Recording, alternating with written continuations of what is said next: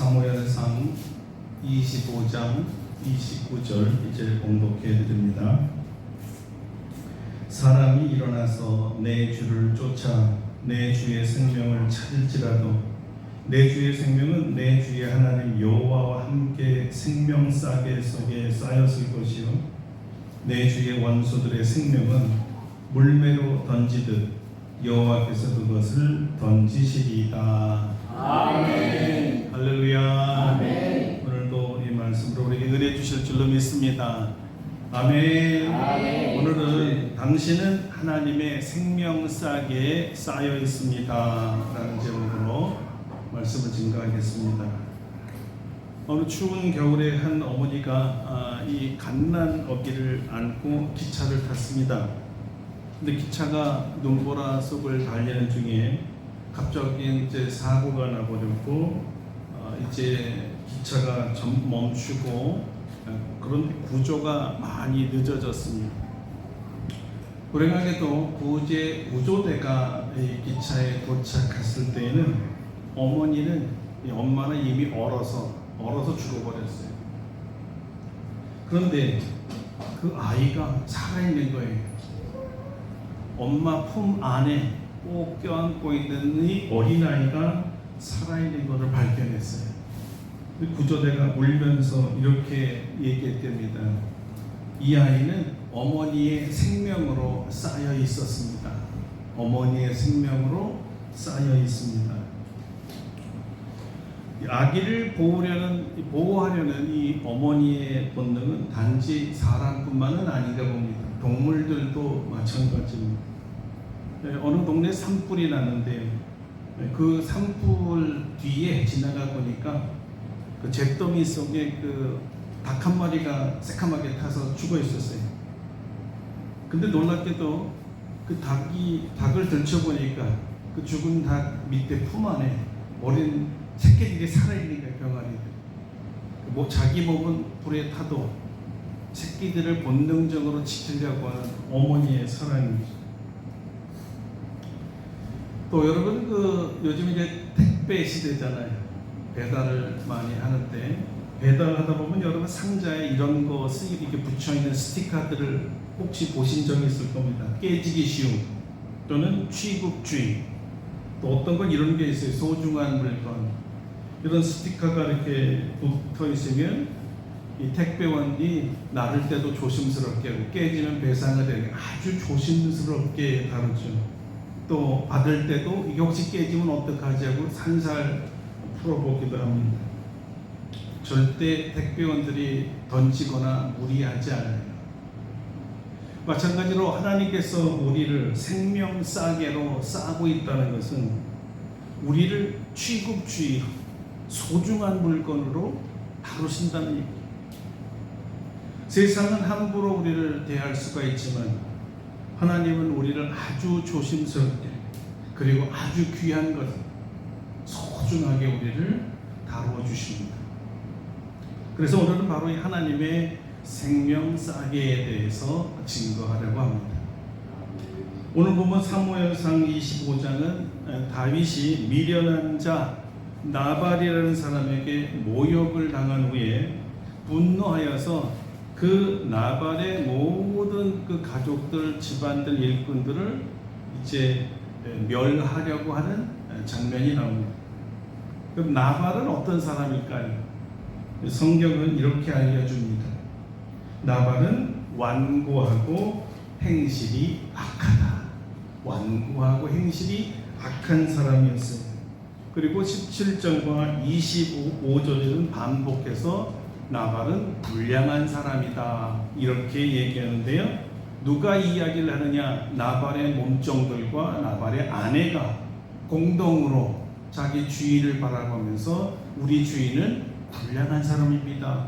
우리 남편은 불량한 사람입니다. 이렇게 얘기한 거예요. 불량하다는 말 그 자체는요, 쓸모없는 사람, 가치가 없는 사람 이런 것도 있고, 선한 것은 찾아볼 수 없는 사람, 또 성질이 아주 고약하다라는 뜻을 갖고 있습니다.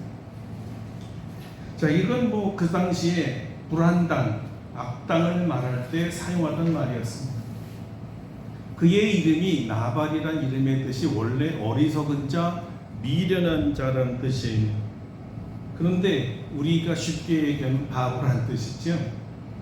근데 나발이라는 사람은 자기 이름대로 산 사람이 하는 짓마다 바보짓만 한 거죠.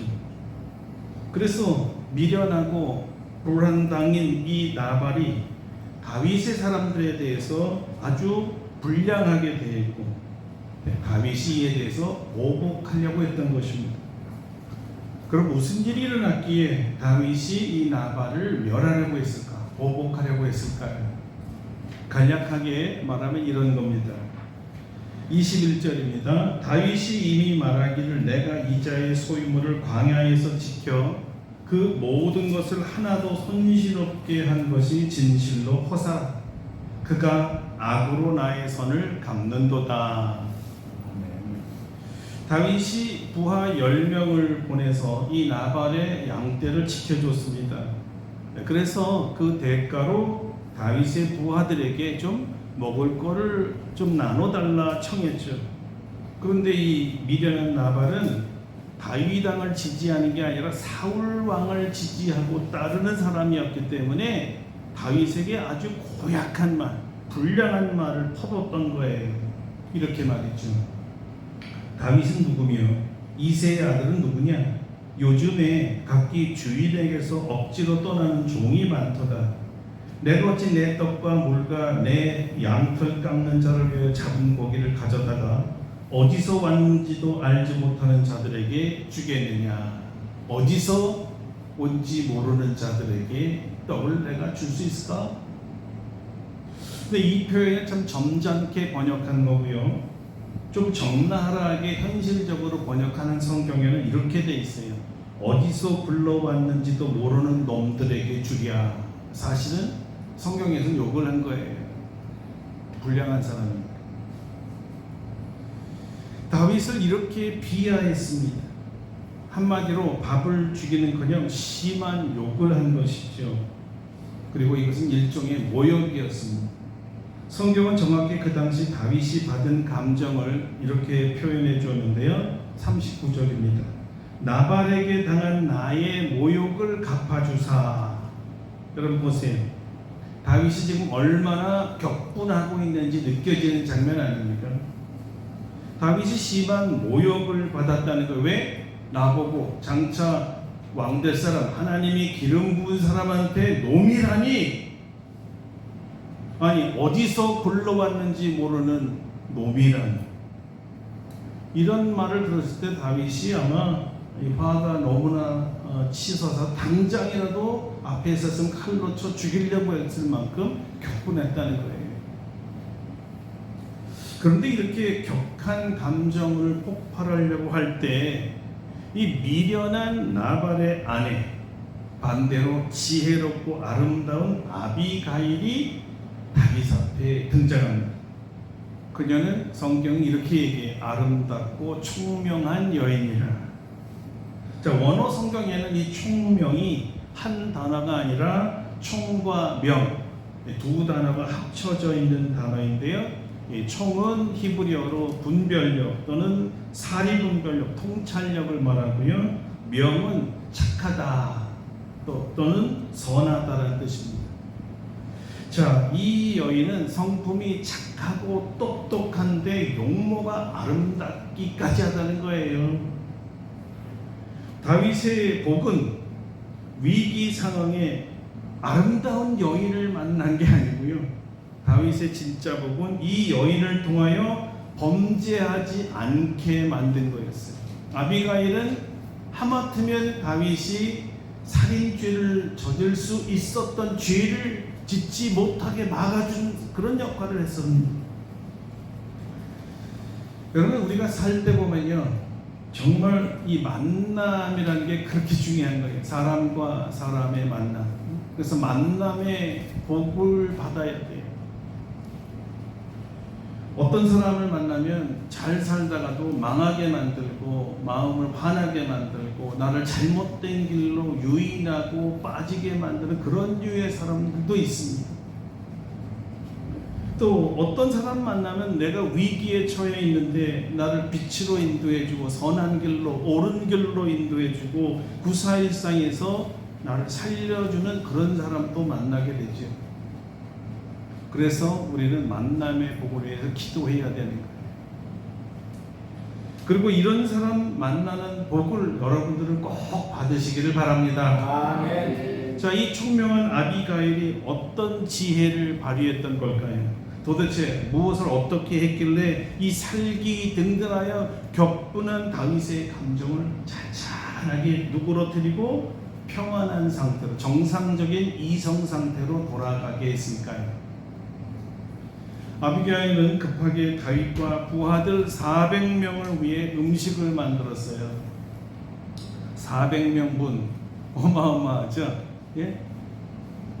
자, 성경은 이렇게 말했습니다. 아비가일이 급히 떡 200덩이와 포도주 2 가죽 부대와 잡아서 요리한 양 5마리와 볶은 곡식 5세아와 건포도 100송이와 무화과 뭉치 200개를 가져다가 나귀들에 실었다.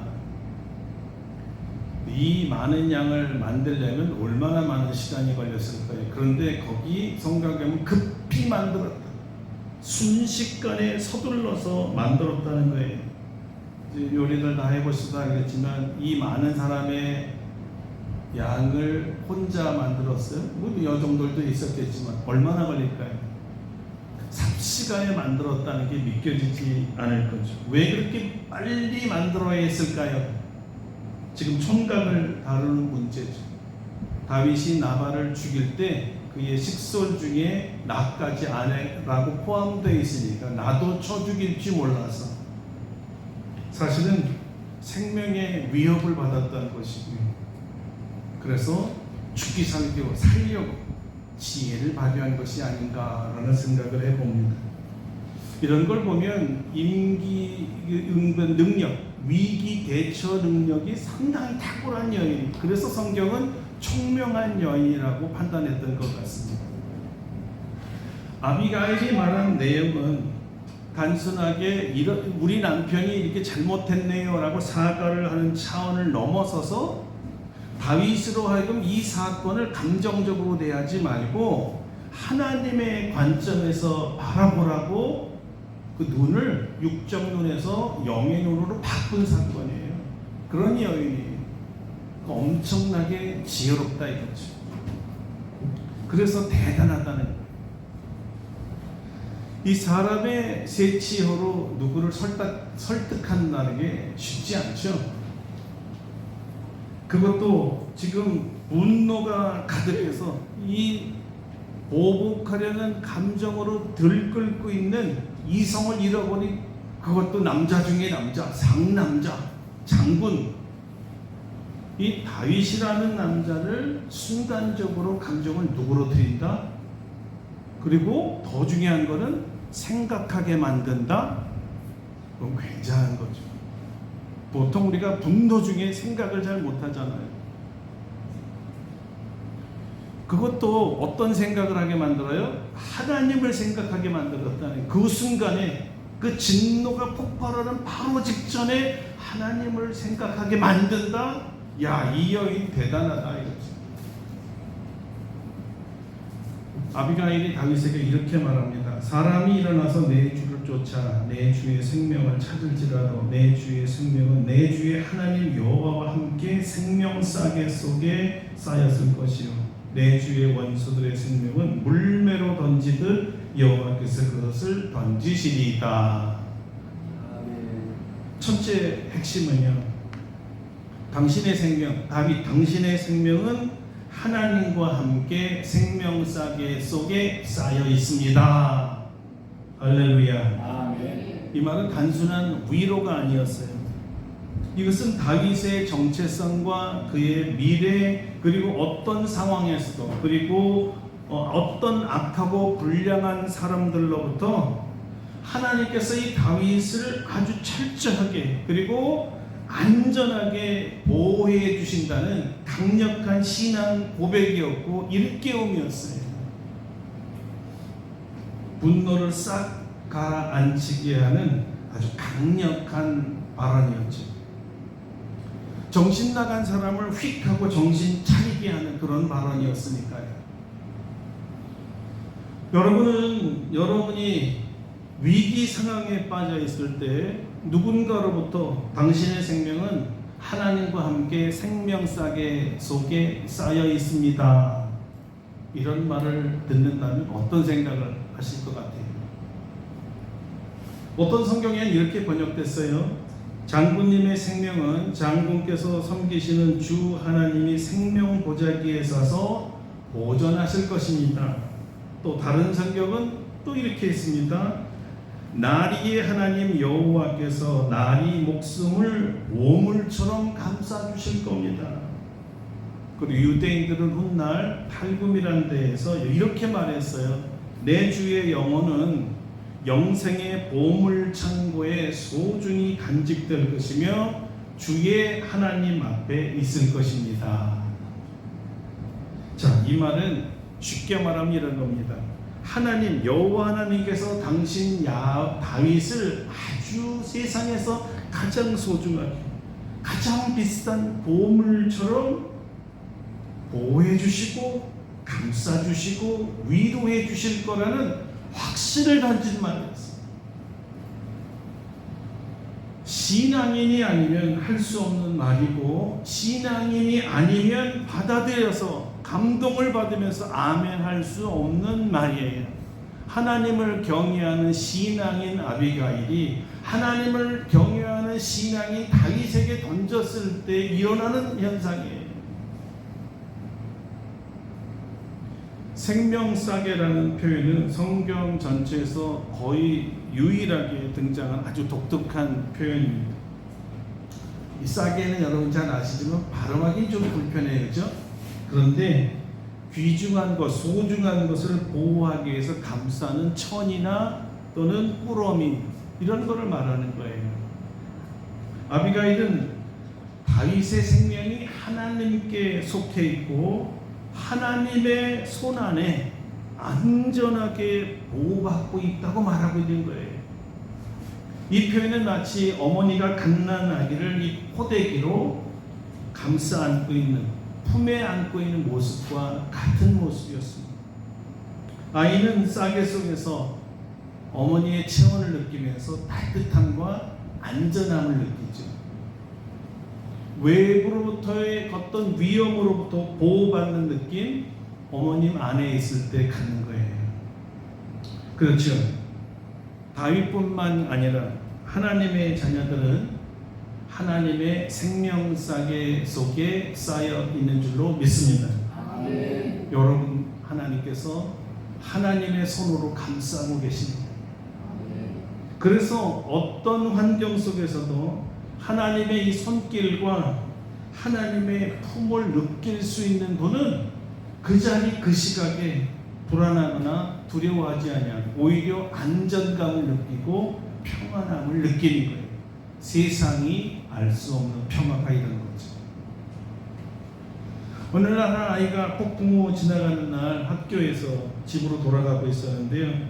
천둥이 이렇게 막 치고 천둥 번개가 치니까 아이가 좀 무서워했잖아요. 그런데 매번 번개가 칠 때마다 아이가 이제 하늘을 보면서 미소를 지었대요. 지나가는 사람이 이 아이가 실성했나, 왜 번개가 치고 천둥 치는데 웃고 다녀? 그러니까 이 아이가 이렇게 얘기했대요. 아침에 우리 엄마가 알려주셨는데요. 천둥 치는 소리가 하나님이 나를 지켜보는 사인이래요. 왜 그러냐? 이게 번쩍하니까 하나님 사진 찍는 거거든요. 하나님이 나를 지켜보면서 사진 찍는 모습으로 이해를 하니까 무서울 게 없어졌다는 거죠. 이게 웃기는 얘기 같아도 이 아이처럼 우리가 해석을 바로 하게 되면 보이는 것만 가지고 판단하는 게 아니라 하나님의 관점, 하나님은 여기서 무엇을 하기를 원하는가, 나를 번개를 쳐서 죽이려는 게 아니라 나와 함께 한다는 사인이구나, 사진으로 증명하는 거구나, 해석을 바꾸면 두려워하지 않을 수가 있다는 거죠. 그래서 세상의 어떤 폭풍 속에서도 하나님의 생명싸기에 쌓여 있는 것을 느끼는 사람들은 웃을 수 있다는 거예요. 왜 하나님께서는 이렇게 우리를 생명싸기로 싸고 계실까요? 그것은 가장 중요한 게 우리로 하여금 하나님을 철저하게 신뢰하는 믿음으로 살게 하려는 것입니다. 여러분 기억하셔야 돼요. 아무리 우리가 어려운 상황일지라도 하나님께서 나를 보호하신다, 이런 믿음을 가지셔야 합니다. 아멘. 한번 따라해 보세요. 하나님께서 나를 지켜주신다. 나를 지켜주신다. 왜냐하면 하나님의 눈, 하나님이 우리를 바라볼 때 우리보다 더 소중하고 귀한 것이 없기 때문입니다. 왜냐하면 우리는 하나님의 형상을 닮아서 지은 하나님의 기쁨이기 때문이에요. 더욱이 우리가 범죄하여 하나님께 떨어져 갔을 때 하나님께서는 우리를 다시 당신의 품에 안으시려고 아들 예수 그리스도의 생명과 우리를 바꿨기 때문이죠. 다시 말하면 우리의 가치는 예수님의 생명의 가치만큼 귀한 거예요. 예수님은 단지 외아들이 아니라 하나님이잖아요. 사람의 가치도 소중하지만 하나님의 가치는 측량할 수 없는데, 그 측량할 수 없는 가치로 우리를 똑같이 바라본다는 거예요. 예수님의 생명과 바꿀 만큼 귀한 가치니까요.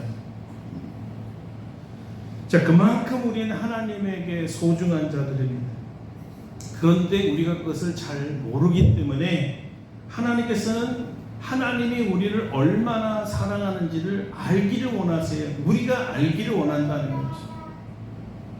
그 사랑하는 주님을 믿고 신뢰하게 되면 내가 어떤 생애에 위기를 당하고 위험을 당하고 고난을 당하고 어려움에 처해 있을지라도 염려하지 않고 두려워하지 않을 수 있다는 거예요. 하나님은 그렇게 살기를 원하시는 거예요. 얘들아, 내가 너희와 함께하고 내가 너희의 손을 붙잡고 내가 너를 보호하는데 왜 두려워하느냐? 내가 너를 다 지키고 있는데 왜 내 손을 보지 않느냐? 여전히 내가 하나님 손 안에 붙들려 있구나를 느끼는 분은 두려워할 수가 없죠. 하나님께서 생명싸개로 우리를 감싸주고 있는 한 우리는 안전과 평안함을 동시에 느낄 수가 있는 거예요. 그래서 폭풍 가운데서도 그 여전히 주님을 느끼며 주 품 안에 있게 되면 두려움과 평안 대신에, 두려움이 아니라 평안이 대신 들어오는 거거든요. 여러분 잘 기억하시죠? 풍랑이 있는 갈릴리 바닷가에서 배에 들이치는 비바람 때문에 제자들은 죽겠다고 살려달라고 할 때 예수님 뭐하고 계셨어요? 주무시고 계셨어요. 자, 여기서 제자들이 잊어버린 게 하나가 뭐냐면 우리가 죽을까 두려워만 했지, 이 나를 두렵게 하는 이 폭풍과 바다를 다스리는 분이 주무시고 계시는구나. 무슨 뜻이에요? 우리 주님이 주무시면 이건 위험한 게 아니란 뜻이에요. 그렇죠? 주님과 우리가 함께 하고 있잖아요. 그런데 함께 하고 있다는 의식을 하지 못하고 폭풍만 바라보고 주님을 바라보지 않은 게 문제죠. 만약에 믿음을 가졌으면 이때 어떻게 말했을까요? 아, 주님께서 일어나셔서 잔잔하라 하실 건데 뭔 문제가 있겠어? 주님이 주무시면 우리도 자는 거야. 아마 정말 믿음을 가졌다면 이렇게 표현해야 맞죠. 아, 주님이 주무시는 한 우리 것도 없어. 평안하다는 뜻이니까. 우리 죽지 않으니까. 그렇게 생각하지 않았기 때문에 불안함이 왔고 두려움이 왔던 것이죠. 자, 그러므로 지금 현재 여러분의 삶 속에서 나보다 아픈 사람이 없을걸, 나보다 고통받는 사람이 없을 거야, 아니 나보다 더 억울한 사람은 없을 거야, 이렇게 생각이 되시는 분은요, 하나님 말씀을 기억하셔야 됩니다. 이 말씀입니다. 우리가 알거니와 하나님을 사랑하는 자 곧 그의 뜻대로 부르심을 입은 자들에게는 모든 것이 합력하여 선을 이루느니라. 아멘. 자, 이것이 바로 사도들이 매를 맞고 지하 감옥에서도 감사하고 찬송하고 기도할 수 있었던 이유였습니다. 다윗에게 하나님의 생명사계에 쌓여 있음을 알게 해준 이 아비가일의 권면이 바로 사도 바울의 권면과 같은 것이었어요. 그러니까 여러분도 안심하세요. 지금도 여러분이 실제로 하나님의 손길, 하나님의 포대기를 느끼던 느끼지 않던, 또는 그렇게 할 것이라고 믿던 믿지 아니하던 그거에 불구하고 여전히 하나님은 여러분을 붙들고 계십니다. 아멘. 여전히 보호하고 계십니다. 아멘. 여전히 생명싸개로 덮고 계세요. 아멘. 한 선교사 한 분이 아프리카에서 말라리아 병에 걸려서 죽게 되었어요. 침대에 누워서 이렇게 기도했답니다. 하나님, 제 생명이 하나님의 손에 속해 있다면 저는 안심하겠습니다. 자, 그렇게 기도가 마치고 나는데 희한하게 기적적으로 회복되었고, 그 이후로 이분은 늘 이렇게 외치고 다녔대요. 나는 하나님의 생명싸개에 쌓여있는 사람입니다. 할렐루야. 아멘. 여러분들도 한번 따라해보세요. 나는 하나님의 생명싸개에 생명싸개에 쌓여 있습니다. 쌓여 있습니다. 할렐루야. 아멘.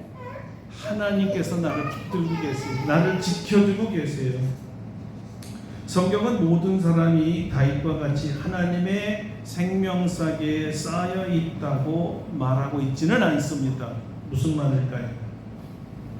하나님의 생명싸개에 쌓여 있지 않는 사람들도 있단 말인가요? 예, 그래요. 모두가 다 쌓여 있지는 않습니다. 아비가일이 이렇게 다윗에게 말했죠. 당신의 원수들의 생명은 물매로 던지듯 던져질 겁니다. 누가 하나님의 생명싸개에 쌓여 있지 않죠? 나발, 다윗의 원수들입니다. 자, 성경을 보겠습니다. 누가 다윗의 원수들의 생명을 물매로 던지듯 던진다고 하나요? 하나님이죠. 이 말은 다윗에게 이렇게 말하는, 다윗아, 너 스스로 원수를 갚지 마라, 보복하지 마라, 내가 할 테니까 나의 공의에 맡기라는 뜻이었어요. 자, 여러분, 이 표현이 기가 막힌 표현인데요. 물매 그러면 누가 제일 먼저 생각날까요? 다윗이죠. 물매의 달인이잖아요. 물매는 뭐를 했어요? 골리앗을 쳐서 죽인 사람이 다윗이잖아요. 근데 아비게일이 그걸 알았어요. 이 다윗이 누군지. 여보시오 다윗, 당신은 골리앗 같은 거 하나를 물맷으로 쳐서 죽이는데 하나님이 물매를 던지면 누가 감당하겠어? 하나님이 당신을 지켜줄 거예요. 그러니까 스스로 원수를 갚지 마세요. 당신 원수들은 하나님께서 물매로 쳐서 없앨 거니까 걱정하지 마세요. 바로 이렇게 위로를 준 거였어요. 이 물매의 달인이, 이 다윗이 이 말을 바로 마음에 꽂혔어요. 누구보다도 더 잘 이해했어. 물매? 내가 제일 잘 알지. 하나님이 내가 쓰던 물매로 내 원수들 쳐주셔? 그럼 틀림없이 하나님은 나보다 물매의 달인이십니다. 자, 그래서 다윗은 거기에 순간적으로 자기 생각을 내려놓을 수 있었던 것입니다. 할렐루야. 아멘. 정말 지혜로운 여인을 만난 거예요. 우리가 억울한 일을 당할 때요, 누구나 다 보복하고 원수 갚고 싶은 마음이 듭니다. 그때 하나님 이렇게 얘기하시는 거예요. 원수 갚는 거 내게 맡겨라. 내가 물매의 달인이지 않니? 자, 여러분, 다윗처럼 여러분이 분노가 일어날 때 귀를 만나고 지혜롭고 총명한 사람을 만나면 범죄하지 않을 수 있는 어마어마한 은혜를 받는 거예요. 그 사람이 가장 잘 아는 단어, 가장 잘 아는 상황을 이끌어서 생각하게 만드는 이 능력이 대단한 거 아니겠어요?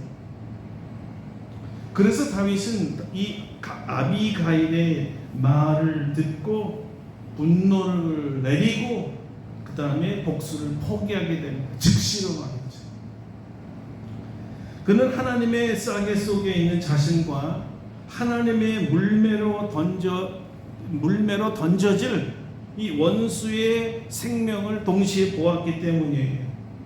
그러니까 미련하고 불량한 자 나발처럼 주의 종을 대적하면 하나님이 대신 물매로 그에게 돌려주는 거예요. 그러니까 여러분, 주의 종들을 대적하면 안 됩니다. 하나님의 물매를 두려워하셔야 돼요. 놀랍게도 아비가일의 지혜로운 권면 때문에 다윗은 자기 손에 피를 묻히는 실수와 죄악에서 면하게 되죠. 내 주여 여호와께서 살아계심을 두고 맹세하노니 내 주도 살아계시거니와 내 주의 손으로 피를 흘려 친히 보복하시는 이를 여호와께서 막으셨으니 내 주의 원수들과 내 주를 헤아려 하는 자들은 나발과 같이 되기를 원하나이다. 그래서 이 말을 듣자마자 다윗이 무엇을 한 줄 아십니까? 곧바로 하나님을 찬송해 버립니다.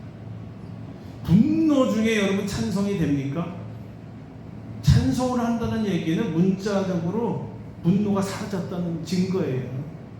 하나님을 생각하고 그 묘한 하나님의 관점을 깨닫고 나니까 저절로 찬양하게 되더라는 것이죠. 이렇게 얘기했습니다. 다윗이 아비가일에게 이르되 오늘 너를 보내어 나를 영접하게 하신 이스라엘 하나님 여호와를 찬송할지로다. 또 내 지혜를 칭찬할지며 또 내게 복이 있을지로다.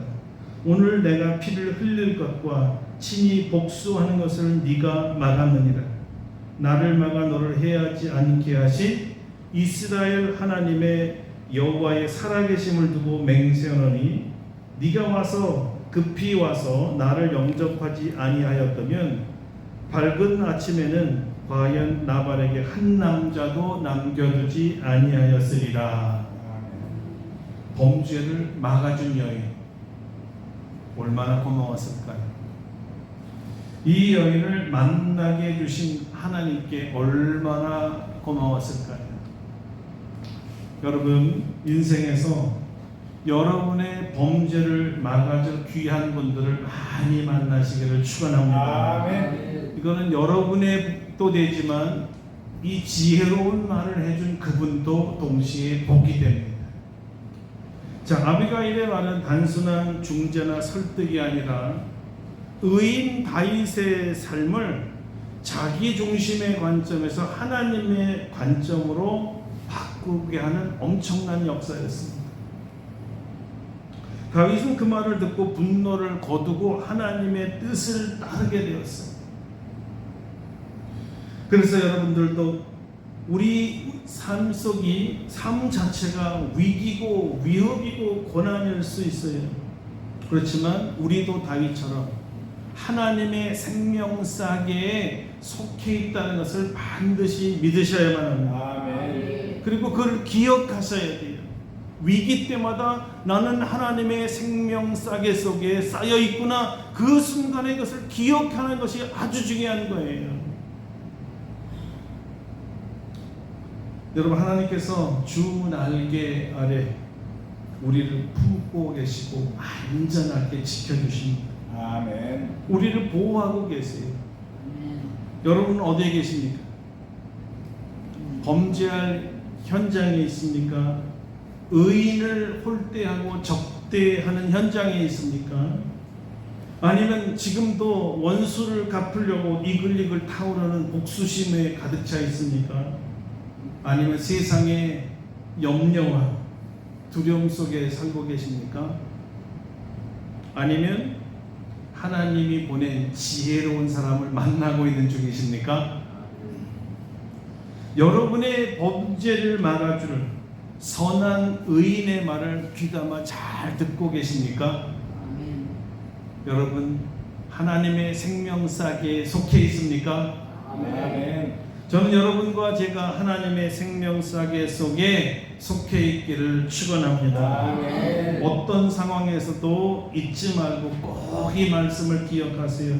하나님께서 여러분과 함께 계시고 주의 강한 손으로 여러분을 붙들고 계시고 주님의 따뜻한 품에 여러분을 안고 계신다는 사실 말입니다.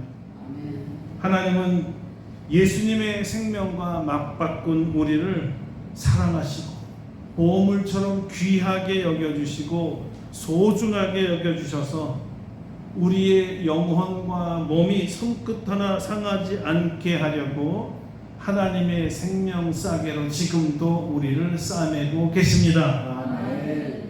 반대로 우리를 위협하는 자들을 물매로 던져버리듯이 던져버릴 것이니까 여러분 스스로 싸우지 말고 물매의 달인 하나님 앞에 맡기세요. 그리고 두려움에서 떠나세요. 여러분은 지금도 하나님의 생명 싸개 속에 있습니다. 기도하겠습니다. 여러분이 지금 가지고 있는 불안, 두려움, 염려, 또 보복심, 우울증 어떤 것이라도 다 주님께서 해결해 주실 줄 믿고 어떤 다른 사람의 위협이 올지라도 하나님이 보호해 주실 줄 믿고 하나님 손안에 있게 해달라고 느끼게 해달라고 깨닫게 해달라고 다 같이 기도하겠습니다.